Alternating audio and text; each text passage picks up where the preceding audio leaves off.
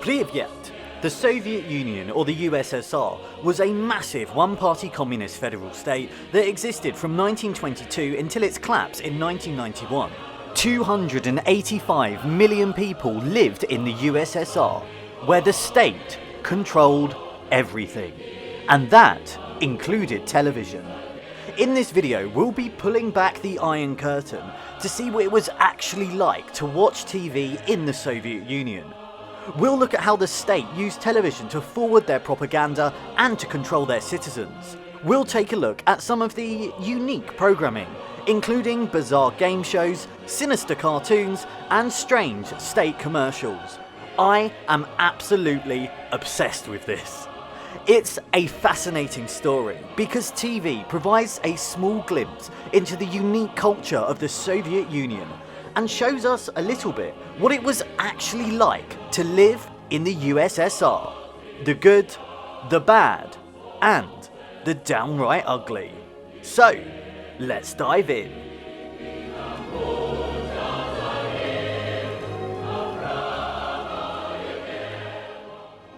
TV in the Soviet Union was owned, controlled and censored by the state. The body which governed TV was called the Gostelorado Committee, which was responsible for Soviet Central Television. TV gradually expanded throughout the Soviet Union after the First World War, and by the late 60s and early 70s, most Soviet households had a TV. The majority of citizens could initially only receive Program 1, the main TV station in the Soviet Union, and Program 2, which was also known as the All-Union Programming. And the programming was absolutely wild. So, let's take a look at what millions of people watched every day. Добрым утром, страна родная. С добрым утром, моя любовь. Час настал. The early programming on Soviet television was focused heavily on propaganda and on spreading the party message. TV shows such as Lenin's University of the Millions consisted of lectures on the topics of Marxist-Leninism theory, and this program, the one you're about to watch, is called I Serve the Soviet Union, a program all about Soviet soldiers.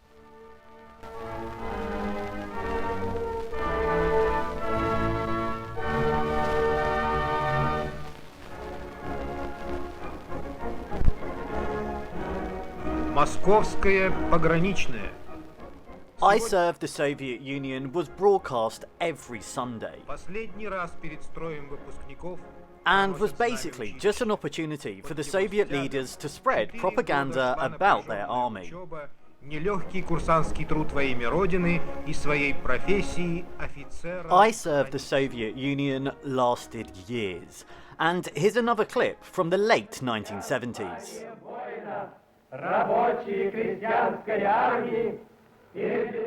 Look, I don't speak Russian, but I think we can all work out the kind of thing they might be saying here, and any Russian speakers are welcome to provide translation in the comments. Вступая в ряды вооруженных сил, принимая присягу и торжественно клянусь. While the early programming on Soviet TV, with shows such as Lenin's University of the Millions and I Serve the Soviet Union, were effective at spreading the party message, they didn't really have much reach across the country as they were pretty dull and boring. And so, in the 1960s, the Central Committee had to try and find a way to balance ideological correctness with entertainment. This led to the development of Soviet quiz shows, and included shows such as KVN and Come On Girls. Let's watch a bit of Come On Girls now.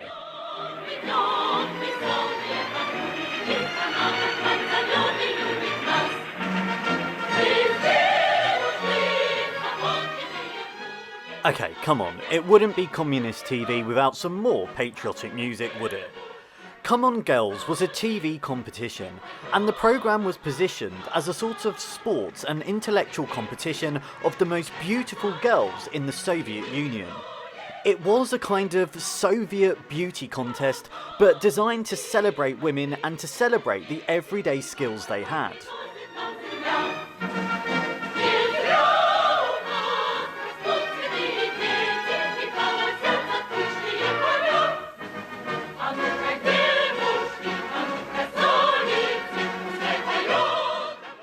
Come On Girls lasted for years. Take a look at this clip from the mid-1980s.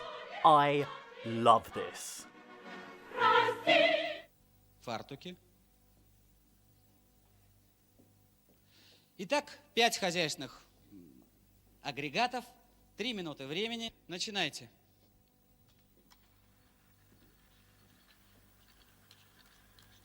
This is fascinating television, isn't it?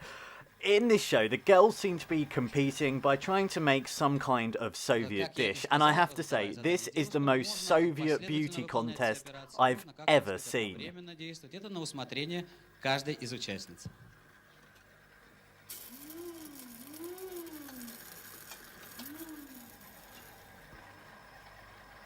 One thing that is good about Come On Girls is it was genuinely celebrating women in the Soviet Union, looking at all of their skills and not just on how they look, even if it did focus on things such as cooking and sewing.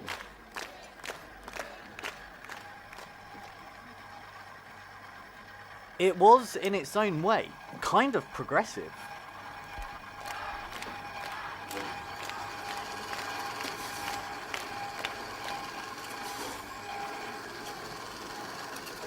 I'm genuinely not just saying this, I could watch this for hours.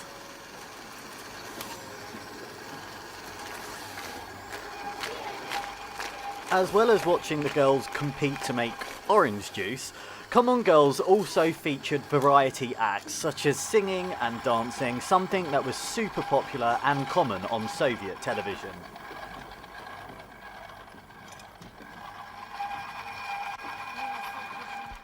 Later on in the show is a competition to see who can peel potatoes the fastest. Yes, this was peak time entertainment on Soviet TV in the 80s.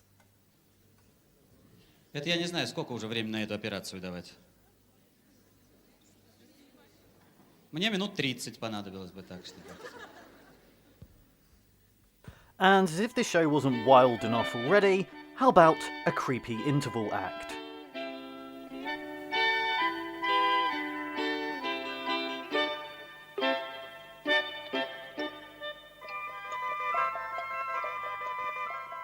Look, I genuinely love this show. I think it's fascinating, and it really is a brilliant insight into Soviet TV at the time. I think I'd need a few vodkas if I had to watch this on a Sunday night. But anyway, another popular quiz show in the Soviet Union was a show called KVN. KVN, which roughly translates to Club of the Funny and Inventive, is a TV game show in which teams from various groups, such as universities or different cities, compete to give funny answers to questions, improvise on given topics, and act out pre-prepared scenes.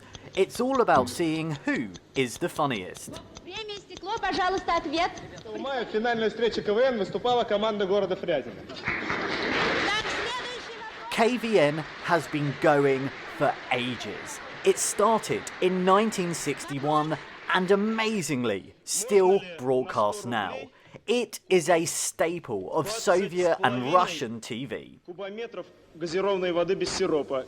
Если нет, то сколько кубометров? The clip you're watching now is from the 1960s, but let's take a look at an episode from 2006, which looks like it was filmed in the mid-80s. Команда КВН из Смоленска, триот идет.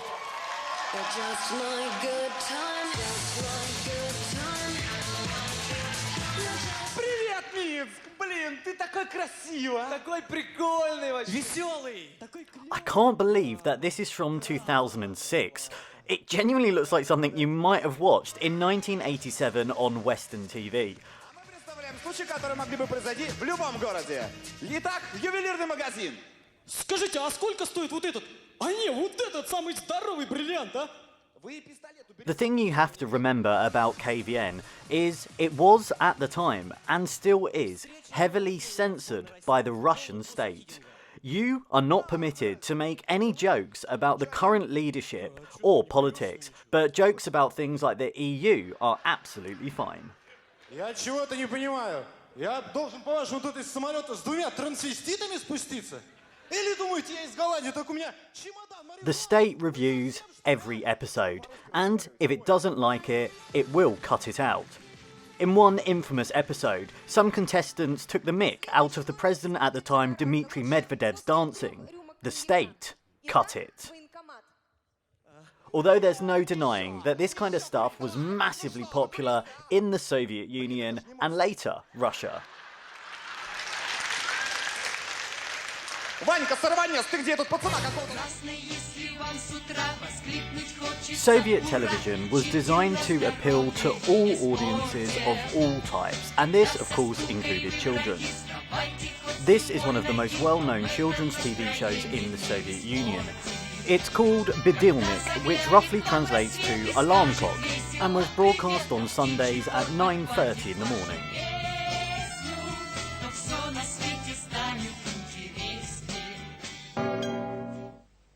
Здравствуйте, ребята. Меня сегодня попросили быть хозяйкой будильника. It's pretty similar, to be honest, to Western TV shows that were about at the time. On the show, famous actors are invited on to share their favourite children's stories. There's children singing and performing small plays, and cartoons. Здравствуйте, ребята. Меня сегодня...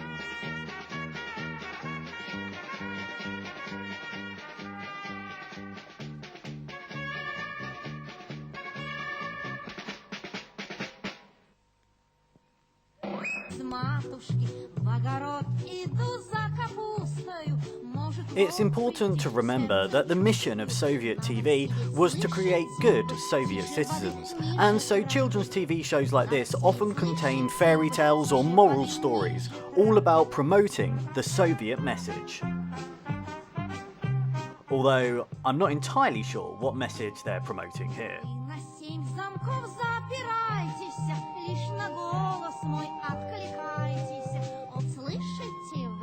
And if you think this is creepy, well, you haven't seen anything yet.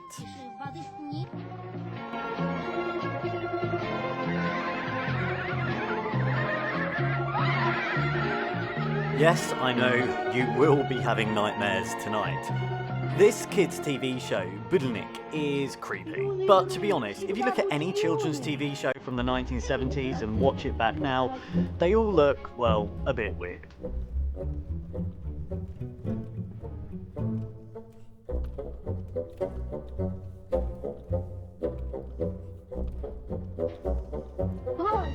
As Soviet television did not show Western programs, they produced their own cartoons, and cartoons were hugely popular in the Soviet Union. Thousands and thousands of cartoons were produced, many of them containing some kind of moral or political message. This is a terrifying cartoon from the 1980s called The Soldier and the Garden. The cartoon is about a Russian soldier in 1945 who kindly helps a girl to regrow her garden.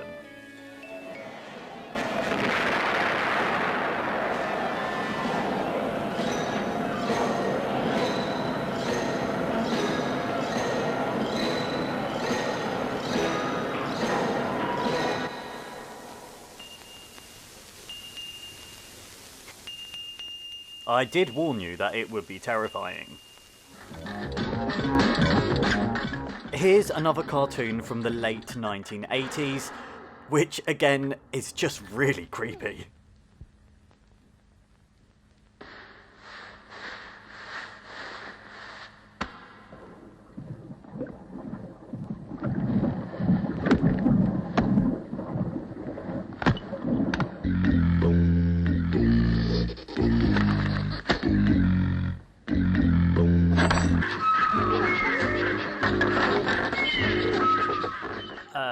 Yes, this was made for children.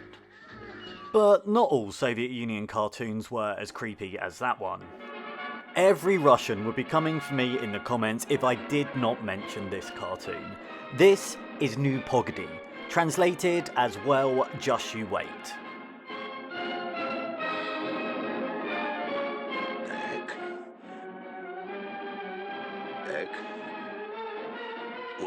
The cartoon is about the wolf here trying to catch the hare. In other words, it's the Soviet Tom and Jerry. New Pogody is probably the most famous and successful cartoon from the Soviet Union. It started broadcasting in 1969, and episodes were made all the way up till 2017.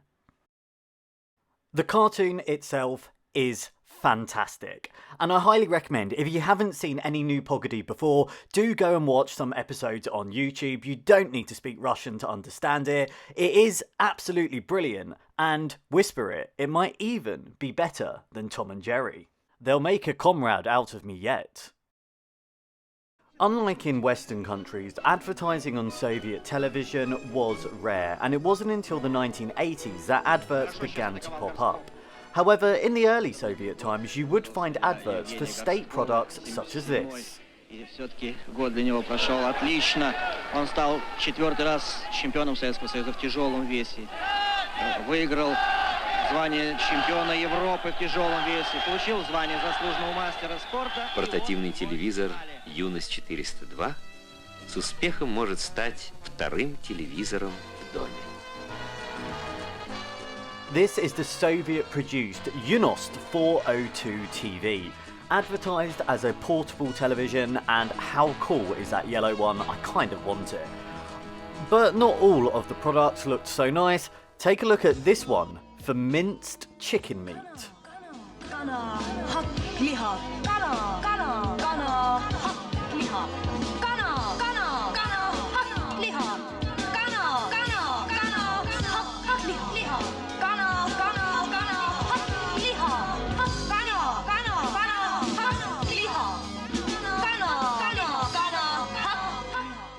Yep, genuinely insane. This advert is actually slightly more normal and is advertising lipstick from the 80s.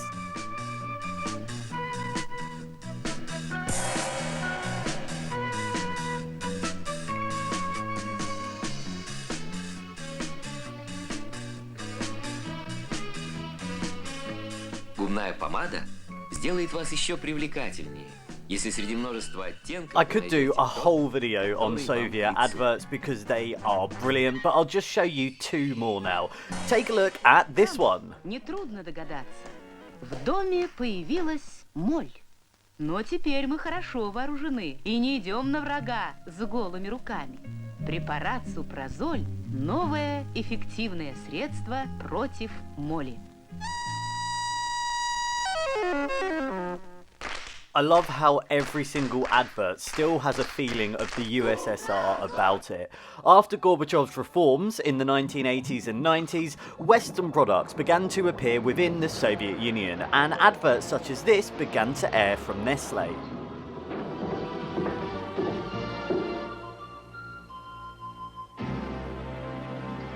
Chocolate is crunches when it's crunchy.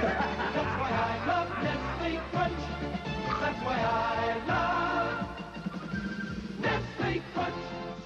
The main news show in the USSR was Vremya, a long-running news program that is still on air on Channel 1 in Russia today.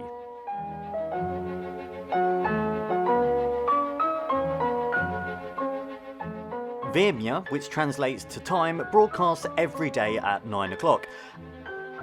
And it goes without saying that this news was heavily biased and controlled by the state. The state would sign off every single news broadcast, and the news tended to focus purely on the Soviet Union. Добрый вечер. Добрый вечер, товарищи. Заседание Центрального комитета КПСС, Верховного Совета Союза СССР и Верховного Совета РСФСР, This broadcast from the 1970s is focusing on the Communist Party conference of the time, and the leader at that time was Brezhnev.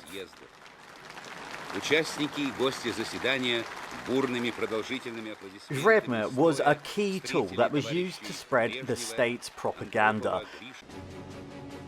Listen to this opening theme tune from the later episodes of Vremya and see if you too could be persuaded to join the Red Army.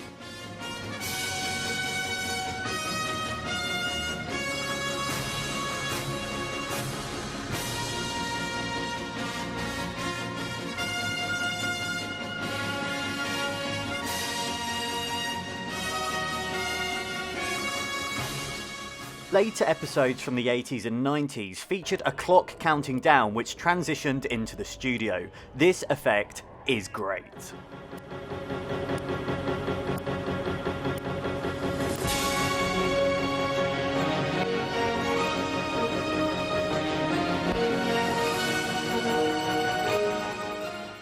Another hugely popular TV show of the time was this one called 600 Seconds.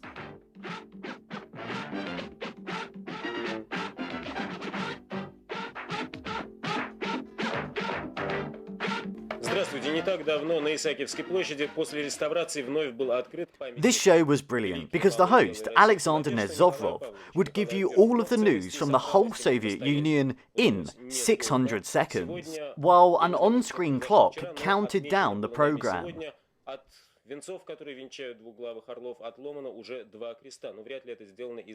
As this show aired in the Glasnost period, the host would often criticize corrupt Soviet officials, but he was a big supporter of preserving the Soviet Union and would often make that known during his broadcasts.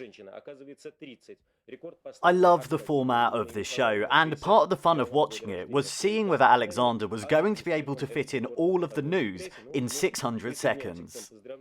It's a brilliant concept, and I can't believe it wasn't copied by Western television.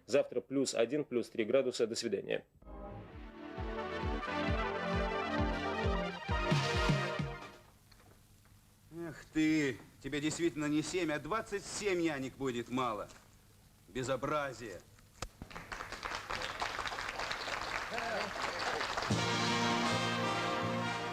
We're going to end the video with perhaps one of the most well-known and loved shows of the Soviet Union. This show is called Goluboy Ongonyo, which translates to Little Blue Light, and was named after the bluish glow that came from a black and white TV. The show first started broadcasting in 1962 and was a hugely popular variety and musical show. The show was notable because it featured popular artists alongside various prominent Soviet people. Heroes of socialist labour, cosmonauts, udarniks, meaning high production workers, and actors, as well as guests from across the Soviet Union, who sat around tables, celebrating Soviet holidays, congratulating each other on their Soviet achievements, and generally partying and having a good time.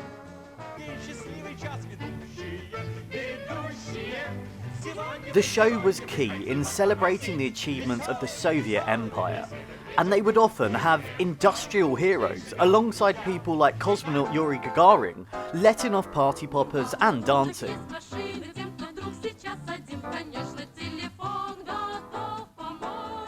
The show quickly became a fixture of Soviet television and broadcast all the way up until the late 80s and early 90s when the Soviet Union began to decline. Here's another episode from the 80s.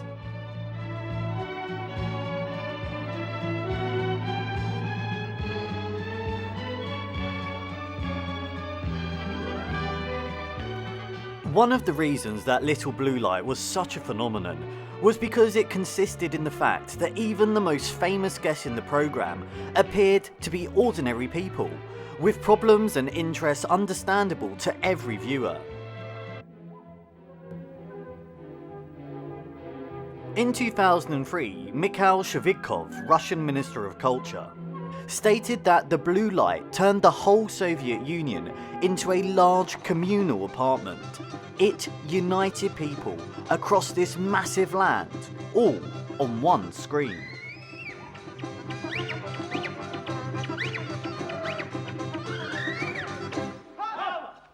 What this show really needs is a babushka.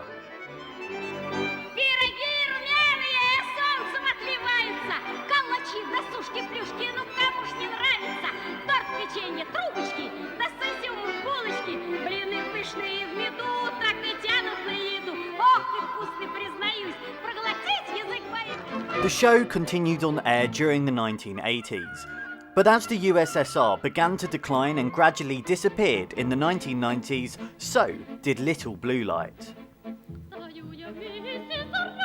However, a key part of Soviet nostalgia, Little Blue Light was brought back by Channel 1 in Russia as a New Year's celebration.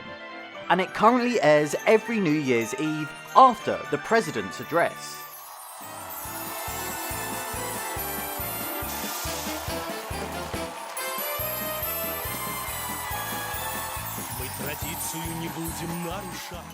The format is the same, but instead of the Soviet Union, we're limited now to just Russia, as everyone parties, celebrates, sings songs, and has a good time.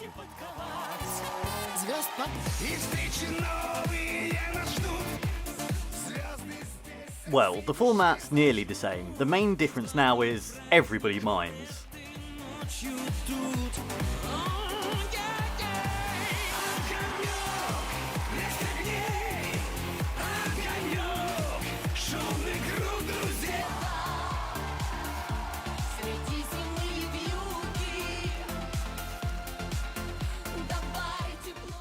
And finally, it wouldn't be the Soviet Union without ending with a healthy dose of propaganda. And so, every day on Programme 1 would finish like this, with patriotic images of Mother Russia while the national anthem played over the top of it. Good night, USSR. So what can we take from this video? Well, I personally find Soviet TV fascinating because it gives us insight into a lost world, into a culture that no longer exists. For 7 decades, hundreds of millions of people lived under the Soviet regime, where the media was strictly controlled and the state was in charge of television. This led to the development of a specific Soviet culture. All of the TV shows are Soviet produced and have a unique feel and style to them. Of course, it's impossible to cover all of the Soviet TV shows that aired, and I'm sure there are some great shows that I have missed out, so please let me know in the comments. But I hope this video has helped to give you a flavour of the USSR. And amongst the bad and awful programmes, there were also some brilliant, fantastic shows, showcasing the talent and innovation in the USSR, albeit under strict state control. Watching the TV shows, I can see why so many feel nostalgic for the Soviet Union. A return to a simpler world, where there were just a few TV channels, and everyone gathered round and watched the same thing. What's interesting is after the collapse of the Soviet Union in the 1990s, the media became more free in Russia. Diverging and critical views of the state were allowed on television. Gradually, under Vladimir Putin, this freedom has been eroded. And so maybe this is not the end of Soviet TV. Maybe this is just the start of a new chapter. Spasibo и до свидания.